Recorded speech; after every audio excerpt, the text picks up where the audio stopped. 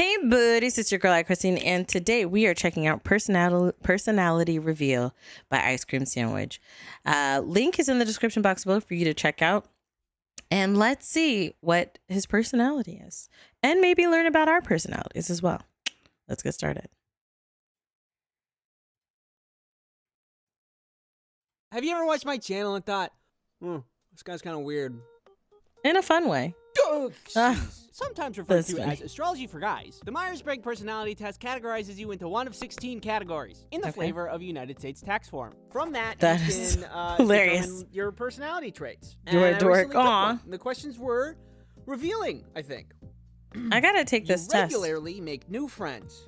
What did he say this was? The Myers-Briggs? Myers-Briggs? Is that what he said? Hold on, let's go back.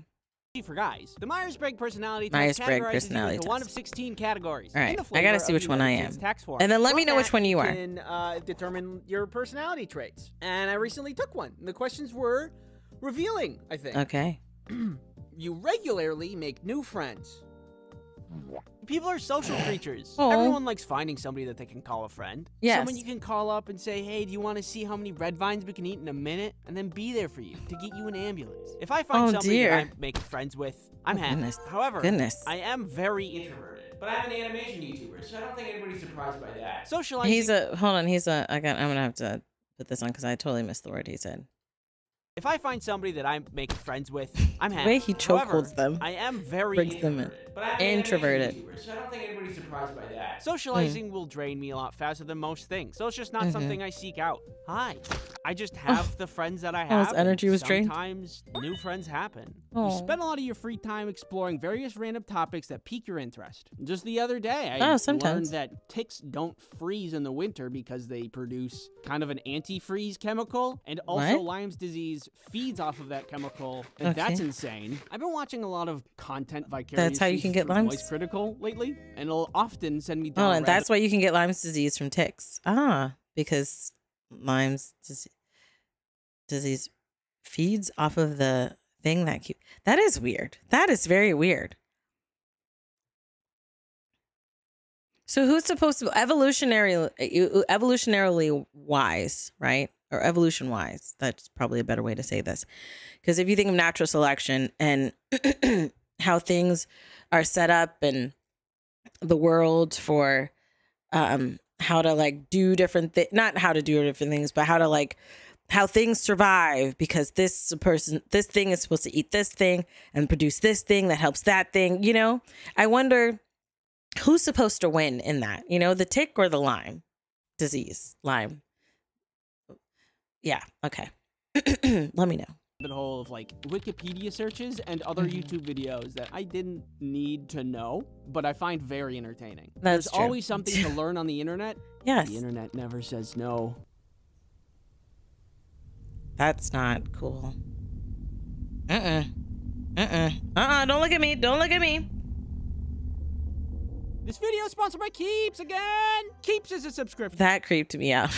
You usually stay calm, even under a lot of pressure. One time, Kelly and I were driving away from the city on this road that was starting to turn into a highway. Usually, highways don't have lefts, but because it was some kind of transition thing, there was this left lane this guy was using, and just as I started to close the distance between this guy and me, they failed to look behind them and change lanes directly into mine. But without a gasp or a flinch or anything, I applied the perfect amount of brake just in time so I could get out of the way and keep going down the highway. That's perfectly, without flaw. But this other time, I was mixing a bunch of trail mix and I dropped a raisin on the floor, and Rhea, my beautiful and adorable dog, came and ate it, and she really liked it. I'm like, oh, you like raisins? And I gave her 5 more raisins. Later that night, I wake up to hear her vomiting in another room. I go and see that she's really acting very sick. And I get some kind of divine thought pops into my head and just says, maybe it was the raisins. Right. It's a fruit. And then I Googled it. And for anybody that doesn't know, raisins are incredibly toxic to dogs to such an extent that one raisin can kill a dog. No. And I gave my dog 6. No. I began calling the ASPCA, and I'm calling emergency vet lines trying to get to her appointment, which I eventually place. And this whole time, I'm shaking and crying and not doing well. Yeah. In the end, they treated her, and she's fine. Everybody did a great job except for me, and now she doesn't get raisins or all of these other things that are poisonous to dogs. Right. Am I calm? Depending on the situation, I will either have an incredibly strong emotional reaction due to intense fear and guilt, or I'll activate like a sleeper agent and do whatever is necessary to succeed. This is so wild. This is the same for me.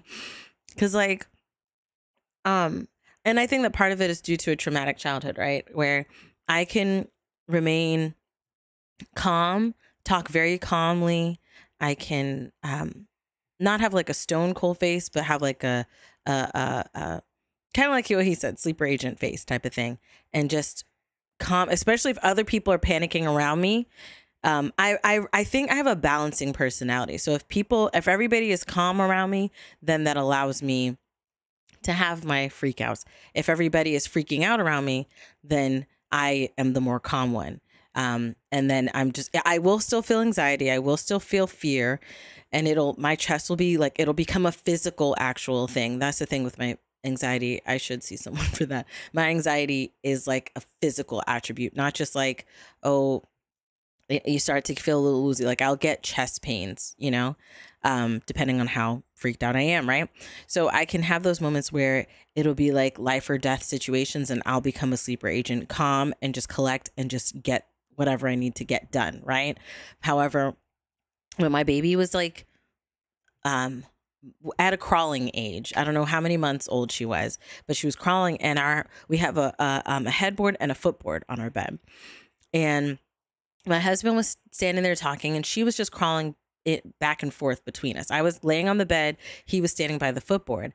And so while we're talking, she's crawling back to him, and then he puts her down and she crawls back to me on the bed. And then out of nowhere, as she's crawling, she just lunged forward, smacked her head right on the footboard. And I was like, panic mode. Okay. Because then she smacks her head on the footboard. She's crying, and then it swelled very quickly with a dent in the middle. And I was like, holy crap, she just freaking broke her skull. That is where my mind was. So I was calling her doctor's office. I called I got to the after hours person. I'm talking to that person. And mind you, I'm not screaming and yelling frantic, but more so of like, okay, can you, blah, blah. I'm like, I think I started crying or tearing up, or I was like seconds away from crying. As I'm talking to her, and I am panicking. I'm like looking at my husband, talking to my husband and stuff like that. And he's just like trying to calm me down and stuff like that. And so that aspect of feeling differently, like when it's someone that you love and it's an unsure situation, then it can allow me some room to be a little bit more frantic. Again, I can't say that I'm just like, I think once everything was in the clear, that's when I started like crying and everything, because in the moment I'm withholding those emotions so I can focus and try to make sure I get the information needed to help and remember, and also their stuff and all the tips to help in the situation. But after it passed, that's when it was just like plug, and then I was like crying and everything. Yeah, it's crazy. I don't know. Seeing other people cry can easily make you feel like you want to cry. No. It depends. You're more inclined to follow your head than your heart. It's hard to follow what's not there. You feel comfortable just walking up the Its heart's not there. That was hilarious. I want to take this and interesting and striking a conversation. Oh God, no. I'm not insane. Okay. What if they find out I'm weird? Could you imagine? I would say sometimes. That'd be embarrassing. Sometimes Stop I can. Staring at me, freak. Oh, what dear. would I even talk about? You know that ticks, they make antifreeze. No, and don't. Lyme's disease No. eats it. No, yeah. You often end up doing things at the last possible moment. Yes. Yeah, this is something I wish I could change about myself. Yes. This one time somebody asked me to make a tattoo for them, and I said, of course. But they had to consistently remind me to complete the task because I kept forgetting or procrastinating. And then in the end, it wasn't even actually what they wanted, because I also have trouble following instructions. So I think that I'm just not organizationally strong, but I can draw a pretty mean circle. So after compiling these and other questions in this quiz, we get... What are you? I got to see what I am. Logician. which feels wrong, but the Okay. explanation feels like it actually makes a little bit of sense. Oh, All would right. you look at that? According to the, what is happening over here? According to the test, Yeah, what- my strengths are was the things like thinking dog of pooping? ideas, imagination, curiosity, and seeking objective truth, which I think Mhm. I'm in line with. I love daydreaming. I don't know how I passed any test ever. Someone might be professionally Bruh, explaining I'm not a great the test taker. detailed and extensive history of the Eastern Or I world, wasn't in but school. what is going on in my head is completely separate. My weaknesses Yep, are yep. things like being disconnected, too matter of fact, perfectionist, dissatisfied. I can relate to some of these as well. I spend a lot of time trying to get a drawing to feel A lot of right, artists are even though like my this. drawing style is really simplistic, and I should just embrace that simplicity. There have been times I will get caught up in drawing a circle for well over a minute just so it looks right. And that's probably not great. Oh, there's A lot of more. artists What does are this like say? that. Is so cool and handsome. Wow, what a handsome guy you are. He added Wow, that. it's crazy that For it says that at sure. the bottom. That has always been there. What the heck? Anyways, And he runs off. That's cute. That's funny. He has a cute sense of humor. It's adorable.